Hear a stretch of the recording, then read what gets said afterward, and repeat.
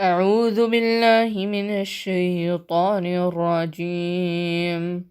بسم الله الرحمن الرحيم. إذا زلزلت الأرض زلزالها وأخرجت الأرض أثقالها وقال الإنسان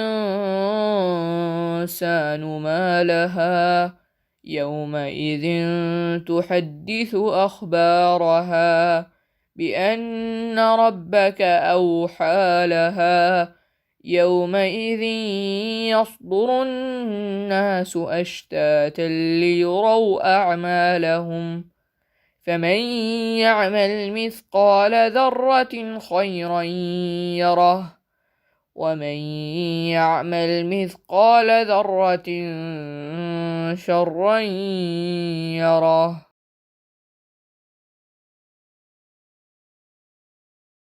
When the earth is shaken with its final earthquake, and the earth discharges its burdens, and man will say, "What is the matter with it?" That day, it will report its news, because your Lord will inspire it. That day mankind will proceed in scattered groups that they may be shown their deeds. So whoever does an atom's weight of good will see it, and whoever does an atom's weight of evil will see it.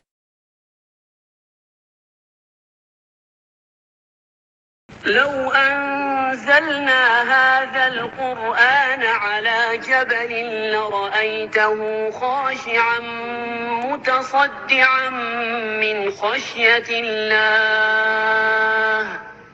If we had sent down this Quran upon a mountain, you would have seen it humbled and coming apart from fear of Allah.